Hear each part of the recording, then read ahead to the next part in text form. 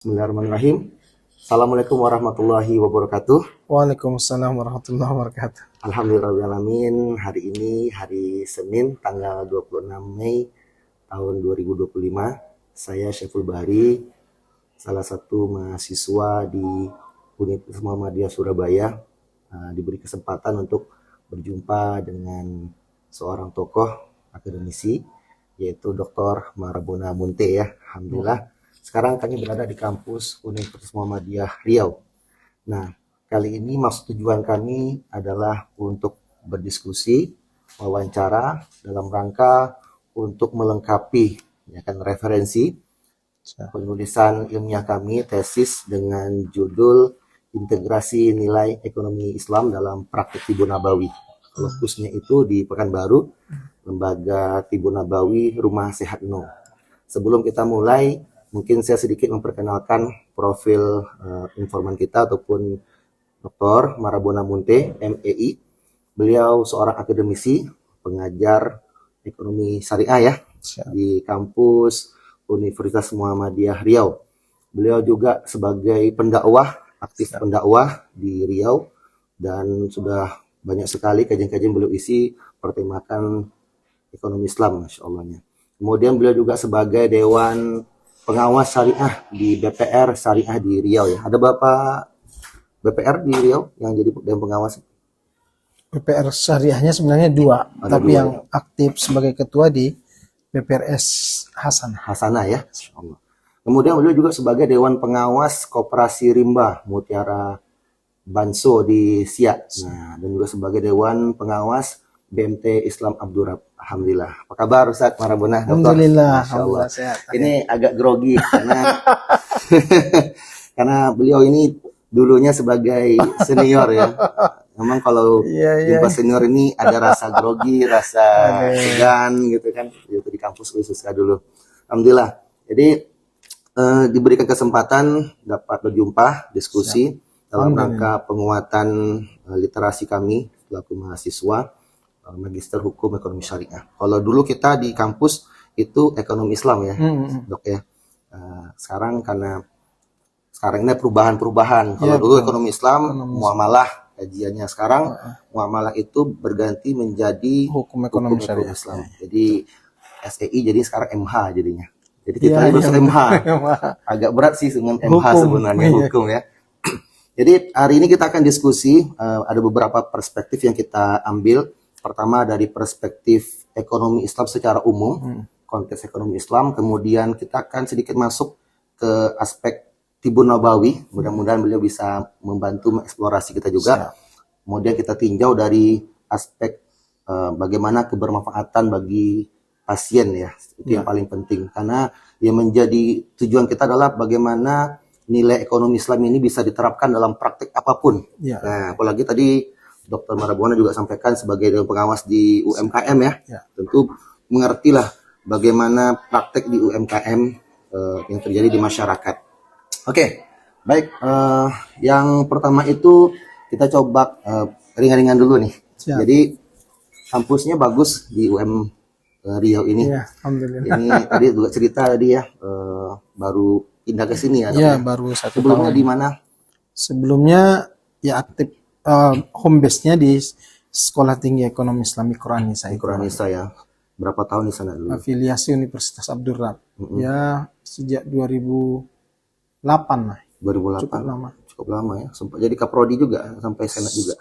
Kaprodi, ketua stay, ketua senat. Jadi memang dari beliau masih kuliah dulu sudah ketua BEM gitu kan. Nah, sudah memang terbiasa lah dengan jabatan-jabatan organisasi ya. Anfa'uhum linnas. Masya Allah. Itu menjadi sebenarnya waktu masih kuliah dulu menjadi role model kami itu beliau gitu. Oh, Masya Allah. Dari masih semester 1 beliau di semester 7 sebagai gubernur ya. Siap. Ya, ini harus jadikan role model lah. Siap. Masya Allah. Jadi kegiatannya adalah mengajar, dakwah semuanya ya. Menjalankan aktivitas ekonomi sendiri juga, bisnis, usaha lah ya. Ada usaha lain apa? Ada juga usaha. Kita juga bergerak di kebun-kebun. Saya sedang membangun ada 10 hektar sawit. Alhamdulillah. Tapi sudah Sudah tahun kedua. Tahun kedua Alhamdulillah. sudah menghasilkan kah? Belum bisa dikatakan menghasilkan, tapi masih uang keluar titik holu. Nanti biasanya kalau Insya sawit Allah. itu tahun ketiga keempat ya. Ketiga, kedua sudah mulai, sekarang udah keluar, tapi belum bisa kita anggap pendapatan. Artinya kita masih nanam modal terus. Iya, iya, iya. Ada sebagai pembimbing umroh juga ya? Ada travel itu saya yang mendirikan juga, Oh akhi. gitu. PT Sabda Cinta Baitullah. Masya Allah. Sering Sudah dengar status beliau. ada 2000 jamaah sudah kita berangkatkan. Dia baik sebagai founder atau sebagai direktur juga? Sama sebagai founder dan ya adalah saham saya di situ. Alhamdulillah. Gitu kan. Aduh, ini luar biasa nih menerapkan Bismillah. sistem ekonomi syariah. Jadi bicara tentang konteks ekonomi syariah, Ya, ya tentu kita mengenal yang namanya itu adalah unsur-unsur makosid syariah, makasih. ya kan? Bagaimana kita itu diberikan apa namanya upaya pribadi kita untuk menjaga 5 hal ini makosid syariah. Pertama adalah tentang hibzun nafs, itu kan. Yang utama Hibzuddin. Hibzuddin ya, Hibzuddin menjaga agama, Ay, menjaga diri, menjaga akal, gitu Iya. kan, menjaga keturunan, harta dan harta. keturunan. Dari pandangan Dr. Marabona, bagaimana konteks makosid syariah ini jika kita kaji singgung sedikit tentang praktek berbagai hal bisnis lah, khususnya bisa kita tarik sedikit dalam hal bisnis apa namanya terapi kesehatan Ya, atau tibu nabawi. Baik. Silakan. Terima kasih, akhi Saiful. Alhamdulillah, wassalatu wassalamu ala rasulillah. Amma ba'du. Terkait dengan ekonomi syariah secara umum, kalau prinsip saya yang kita sudah mendalami bertahun-tahun ekonomi syariah ini, ekonomi syariah ini adalah satu bagian integral daripada Islam. Artinya orang kalau berekonomi dia tapi tidak mengikuti aturan syariat Islam, itu dia tidak utuh menjadi seorang muslim. Iya.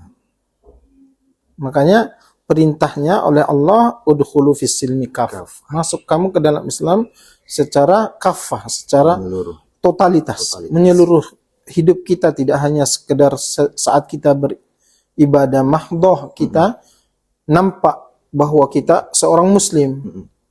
Ada ajaran Islam dalam diri kita, tapi juga dalam praktek kehidupan yang lebih luas daripada sekedar ibadah mahdoh itu. Termasuklah dalam praktek ekonomi. Makanya dalam pengertian ekonomi Islam itu adalah semua bentuk aktivitas ekonomi, baik dari apakah kasbul mal, mencari hartanya yang identik dengan masalah aspek produksi, atau konsumsi, bagaimana seseorang memenuhi kebutuhan diri keluarganya, dan juga distribusi harta yang dia sudah miliki, semua dimuarakan kepada syariat Islam. Artinya ngikut kepada aturan Islam. Nah, itulah meskipun tidak disebut dengan label syariah, itulah ekonomi Islam. Nah, itu termasuklah di dalamnya pengobatan, unsur pengobatan yang dalam prakteknya dia menjunjung tinggi nilai-nilai Islam. Ada nilai-nilai tauhid, robbaniyah yang dijaga, kemudian terhindar dari segala yang dilarang dalam praktek kegiatan pengobatan dalam Islam. Saya pikir itu adalah memenuhi kriteria maqasid syariah Islam itu. Jadi kalau misalkan kita memilih untuk menjadi seorang profesional terapis dalam Islam, itu artinya di dalam activity ini kita tegakkan hal-hal yang menyangkut masalah prinsip maqasid syariah tadi itu. Yang di situ ada penjagaan terhadap agama, banyak orang hari ini terjerumus keluar dari Islam justru dalam melalui jalur sakit ini, pengobatan ini. Betul, betul, betul. Makanya hadirnya Tibbun Nabawi, pengobatan yang dia betul-betul menyatakan bersandar kepada syariat Islam. Itu kan artinya apa? Kecenderungan orang berbuat syirik dalam hal pengobatan dan mencari kesehatan itu bisa dihindari. Nah, di situ terjaga yang namanya agama, hibzuddin. Lalu yang berikutnya kita kaitkan dengan hibzun nafs, jiwa. Islam menjunjung tinggi yang namanya kehidupan manusia. Soal ada kalanya kita sakit, ada kalanya kita sehat, itu ketetapan dari Allah, takdir. Makanya tapi babnya kita ketika kita sakit kan ada ruang ikhtiar, proses kita untuk benar-benar berusaha yang itu juga bernilai ibadah bagi kita. Makanya orang sakit menjadi jalan penggugur dosa. Itu disebutkan oleh Nabi dalam Islam. Tapi kalau ketika kita sakit, yang terjadi adalah kita mengeluhkan keadaan kita, dan itu sumber keluhan kita itu kita nisbatkan kepada Allah Ta'ala yang Maha Rahman dan Rahim, yang tidak seharusnya, kita sudah menyalahi. Dan ikhtiar inilah proses yang kita rasakan keberadaan Tibbun Nabawi ini bagian dari penjagaan terhadap jiwa-jiwa manusia. Artinya secara preventif saya pikir edukasi Tibbun Nabawi itu pasti ada mendakwahkan, mensyiarkan bagaimana lifestyle dalam Islam, baik dalam konsumsinya, dalam apa yang dimakan, kehidupan yang seharusnya dengan penjagaan terhadap sholat 5 waktu, yang di situ ada gerakan yang ketika dia benar, itu sebenarnya sudah mewakili seseorang setara dengan olahraga lah dalam ilmu kesehatan sekarang kan. Artinya dari preventifnya, hibzun nafs itu ada dalam edukasi yang itu menjadi bagian integral dari Tibbun Nabawi itu tadi. Begitu juga terkait dengan hibzul mal, ya. Bagi pelaku, para terapis, tentu ruang untuk mendapatkan rezeki yang halal, maisha halal. Kemudian bagi yang apa tadi toh, yang sakit, ruang untuk bagaimana dia mendapatkan kesehatan. Saya pikir di mana-mana Tibbun Nabawi tidaklah semahal ketika kita masuk misalkan ke rumah sakit yang harus masuk IGD, yang 1 hari di ruangannya itu kita dibebankan biaya misalkan 10 juta, belum just for one day, hanya satu hari, belum lagi pengobatan yang terkait dengan jasa dokternya, jasa pelayanan dari perawatnya, jasa penggunaan alat medisnya, dan obat-obatan yang terkait. Besar sekali ya. Tapi melalui Tibbun Nabawi, alhamdulillah banyak juga orang yang sakit keras ketika dibawa melalui jalur Tibbun Nabawi ini dengan biaya yang tidak terlalu besar, alhamdulillah bisa sembuh atas izin Allah. Tentu saja membantu meringankan dari segi itu artinya hibzul malnya terjaga. Betul sekali. Itu kemudian begitupun dalam hal yang terkait dengan hibzun nasal, ya, keturunan.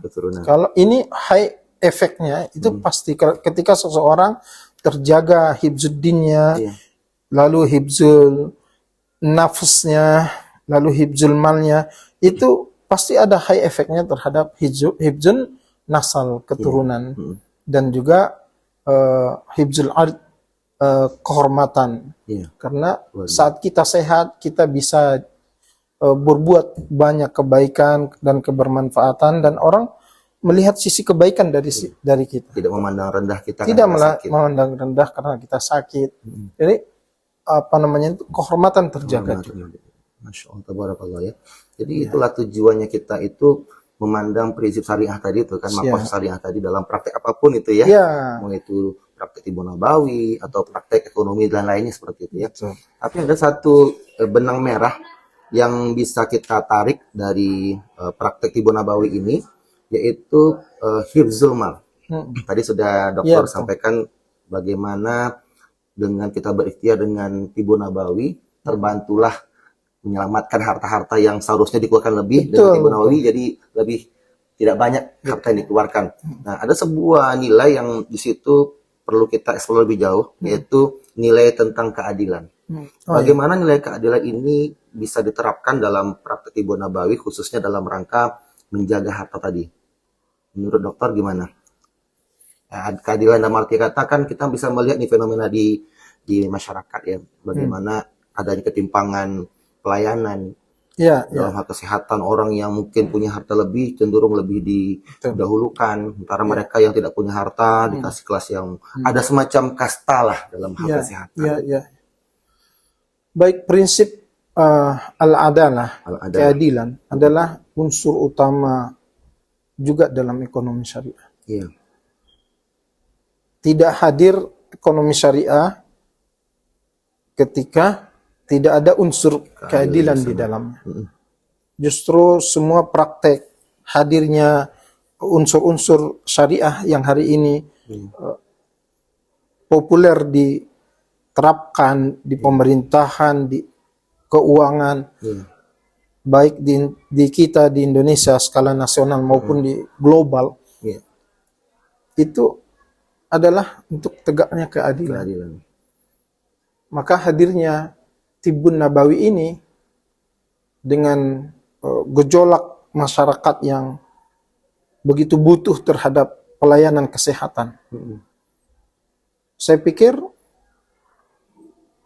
secara fakta kita sudah tahu apa yang antum sudah sampaikan tadi itu, ada ketimpangan pelayanan dan lain sebagainya. Bahkan mohon maaf nih, tidak sedikit juga kasus seseorang yang orang tuanya butuh pelayanan kesehatan, ketika dibawa ke rumah sakit tertentu hanya karena level jaminan kesehatannya itu rendah, atau bahkan mungkin karena menggunakan fasilitas layanan jaminan kesehatan itu, akhirnya yang seharusnya ada pelayanan pun jadi nggak ada.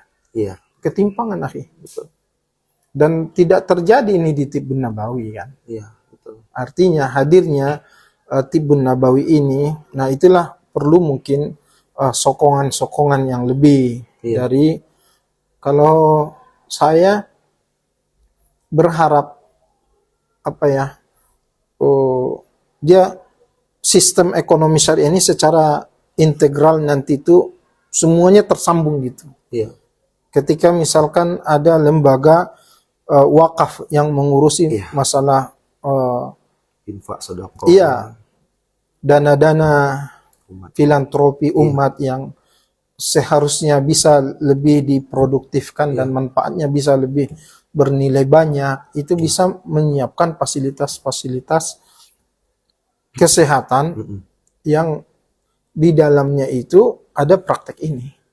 Menurut pandangan dokter, apakah itu sudah ada terjadi di masyarakat dalam artian lembaga selain daripada pemerintah, BPJS pemerintah sebutkan seperti itu, ada nggak lembaga yang sudah ada bergerak di bidang filantropi yang masuk ke hal seperti tersebut gitu, misalnya membantu menjamin kesehatan sejauh yang pandangan dokter lah gitu? Kalau untuk fasilitas, misalkan penanganan awal sebelum masuk ke rumah sakit. Artinya ketika pasien ini dia harus menanti masa antri untuk mendapatkan waktu dilayani di rumah sakit. Itu sudah ada rumah-rumah singgah yang disiapkan oleh lembaga-lembaga filantropi, baik yang pemerintah, Basnas, atau bahkan kita di Muhammadiyah ini ada Lazismu, itu juga sudah ada layanan rumah singgahnya ya. sebelum penanganan. Tapi bagaimana penanganan kesehatannya itu yang kemudian menjadi PR kita semuanya. Makanya saya pikir hadirnya lembaga berupa Tibbun Nabawi ini itu bisa mungkin menjadi bagian dari proses yang lebih lanjut daripada sekedar penyediaan rumah singgah tadi itu. Iya, betul.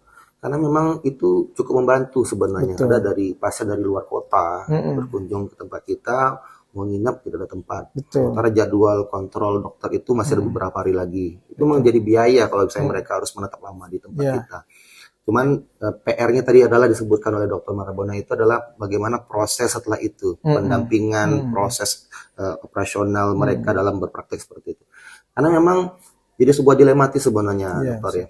Karena kita kan bergerak di penggiat di Bonabawinya, bergerak di operasionalnya. Kita mencoba untuk membantu masyarakat dalam hal seperti itu, apalagi kalangan masyarakat yang boleh dikatakan ekonominya itu lemah lah. Tapi kita di satu sisi berhadapkan oleh operasional. Mungkin itu juga yang dirasakan oleh lembaga kesehatan konvensional lah, sebut kata rumah sakit. Mereka juga ada biaya operasional yang tinggi, sehingga mereka terpaksa membuat kasta, ya kan? Karena memang biayanya seperti itu. Nah, apakah potensi zakat, infak, sedekah ataupun melalui lembaga filantropi ini itu bisa dikembangkan lebih lanjut nggak? Atau ke depan hanya sebatas wacana saja yang agak susah untuk digerakkan? Karena ini sejalan juga dengan dari pihak yang lain ya, akademisi yang kemarin saya wawancara juga dari Dr. Abi Yudi juga, itu sudah pernah dilakukan, terutama dari kalangan Lazis juga seperti itu. Hanya saja tatarannya tidak masuk detail ke praktek sehari-hari operasional.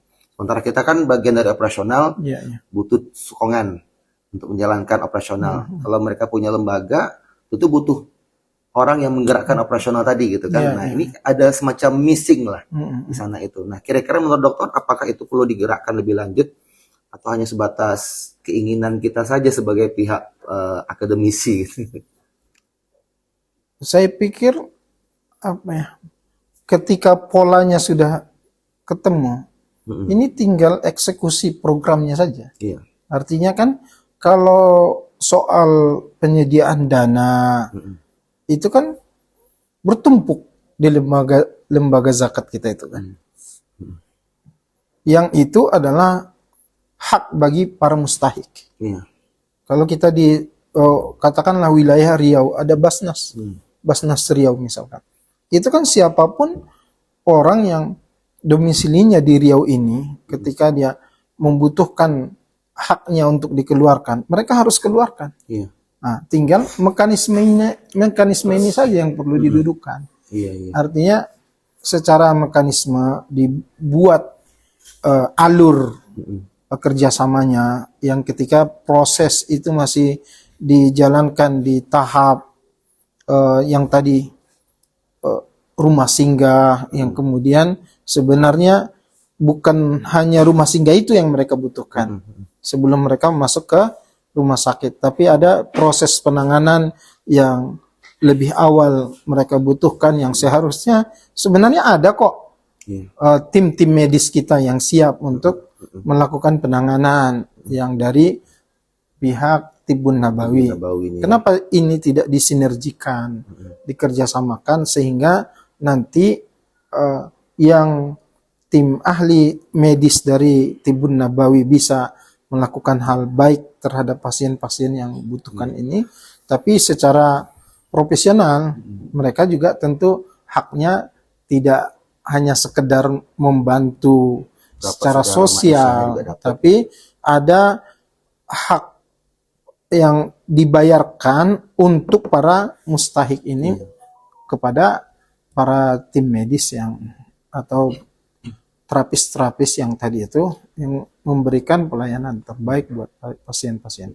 Karena juga ada di kondisi bulan puasa kemarin, ada beberapa masjid yang menyampaikan kepada jamaah bagi jamaah yang membutuhkan terapi refleksi itu gratis gitu Iya, kan, iya, betul. dari Basnas yang memberikan support kepada Iya, kampusnya. ada program Ada kemarin. program seperti itu, hanya saja itu sangat sedikit sekali tempat-tempat seperti itu.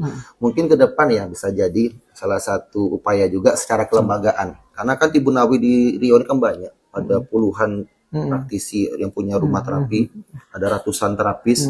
Itu perlu mungkin adakan pertemuan ya dengan para praktisinya langsung, sehingga bisa disupport oleh lembaga filantropis tadi itu. Ya. Artinya tinggal disinergikan dengan mekanisme yang disepakati tentunya. Iya. Jadi itu salah satu benang merahnya dari sisi satu isu keadilan ya. Masya Allah. Masih banyak sebenarnya isu-isu lain tentang keadilan, tentang subsidi silang, membantu kalangan-kalangan tidak mampu, dari kalangan internal ataupun langsung daripada pasien yang terapi, kemudian membantu pasien-pasien tidak mampu gitu kan. Nah, jadi begitu. Kemudian menurut Dr. Marabona, kira-kira peluang pengembangan Tibun Nabawi di Riau ini dalam konteks ekonomi itu seperti apa sih? Karena tantangannya juga selain daripada tantangan operasional, tantangan edukasi masyarakat yang belum maksimal, atau dalam hal siar Tibun Nabawinya kurang maksimal. Kira-kira peluang, tantangan atau bahasa kitanya itu analisis SWOT-nya seperti apa dari gambaran dokter?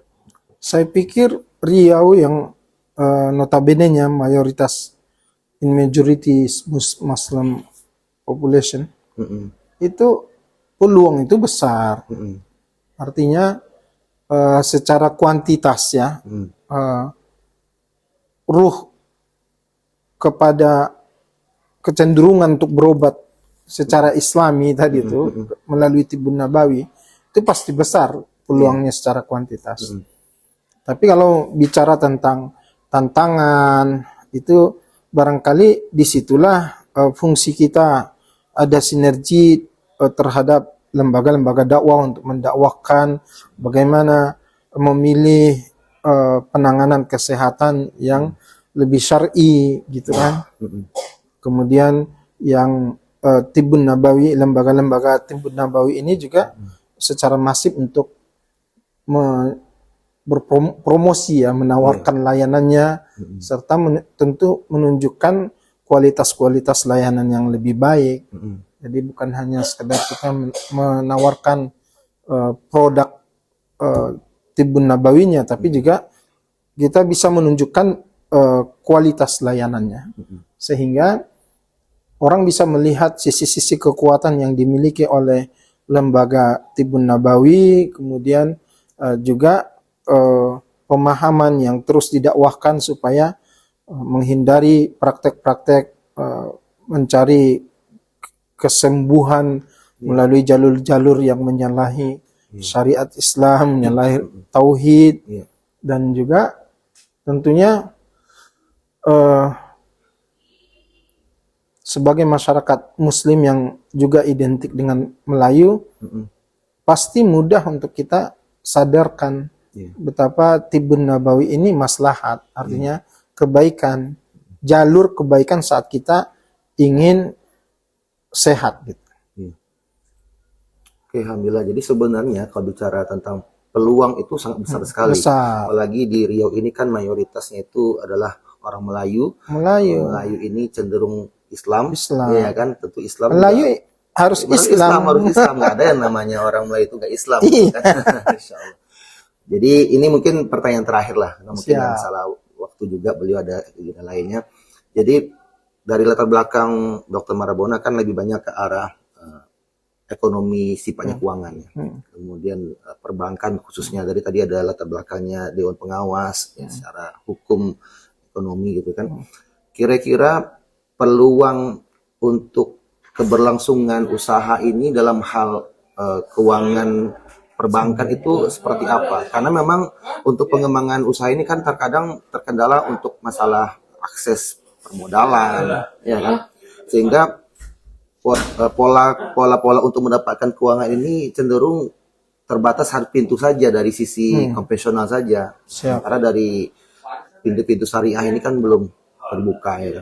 Apakah ada upaya, mungkin saran dari Dr. Marabona selaku Dewan Pengawas Syariah untuk mendorong nih lembaga-lembaga kayak Tibun Nabawi, lembaga pengobatan Islam. Kalau ingin berkembang, ayolah membuka diri ke lembaga keuangan syariah untuk mendapatkan akses pengembangan. Menurut Dr. Mahmuda gimana? Ya, jadi eksistensi dan keberlanjutannya Iya, betul. Tibun Nabawi ini tentu kita berharapnya dia akan terus eksis gitu. Iya. Makanya ketika ada kendala dari aspek pembiayaan, kan ada yang kita bisa sinergikan dengan hadirnya lembaga-lembaga keuangan syariah. Ketika misalkan aspek pembiayaan ini, mohon maaf, misalkan ada yang unbankable, yang belum lagi dapat menyentuh perbankan, kan kesulitan juga. Iya, betul. Makanya sinerginya bagaimana menunjukkan eksistensi dari segi pelayanan yang bagus kepada pasien-pasien yang sudah pernah ditangani, yang kemudian nanti ini bisa disinergikan dengan lembaga filantropi itu. Jadi tahap awalnya itu lembaga filantropi bisa menyiapkan fasilitas yang lebih Bagus mendukung perkembangan lebih baik dari segi pengadaan alat-alat dan lain sebagainya. Kan itu ada posnya, dan itu ketika misalkan teman-teman praktisi Tibun Nabawi ini memang tergolong kepada orang yang berhak menerimanya, pasti harus dikeluarkan karena dana mengendap tuh banyak dan itu hak orang yang harus dikeluarkan. Bayangkan kalau di Basnas itu sudah mencapai 70 miliar. Kemana uang itu? Kalau itu secara umum ya, iya, itu satu lembaga. Iya. Belum lagi lembaga yang di bawahnya ada Basnas di tingkat kota dan kabupaten misalkan. Belum lagi yang lembaga-lembaga filantropis yang didirikan oleh masyarakat, diberi izin oleh pemerintah seperti Lasnas itu. Saya pikir sinergi dengan pola kerjasama itu utama untuk dipikirkan dan dipertemukan sehingga ke depan itu yang menjadi kendala di lapangan itu ada support system dari lembaga yang lain yang sebenarnya dia mencari-cari yang seperti itu. Jadi semacam ada missing juga ya. Ya. Lembaga-lembaga filantropi itu sebenarnya mencari tempat-tempat untuk menyalurkan. Betul. Sementara dalam praktisi Tibun Nabawi ini mereka juga mencari, nggak ketemu sebenarnya. Belum ketemu. Ya. Masya Allah, ya. Sinergi bagaimana ini bisa. Saya pikir dengan adanya komitmen pemerintah dengan membentuk dulu kan KNKS tuh. KNKS kan Komite Nasional Keuangan Syariah. Yang kemudian setelah itu kita kasih masukan oleh para akademisi dan cendekiawan muslim untuk dirubah. Jangan dong keuangan doang, tapi juga masuk ke ranah yang lain. Makanya dia dirubah KNEKS, Komite Nasional Ekonomi, artinya semua aktiviti ekonomi masuk di dalamnya, termasuklah praktek-praktek yang UMKM, Tibun Nabawi. Tibun Nabawi ini kan yang di produk jualannya jelas. Produk yang halal, berizin, ya kan? Artinya legal, secara legal, dan manfaatnya besar untuk masyarakat. Tentu semua ini bagian integral dari urusan pemerintah.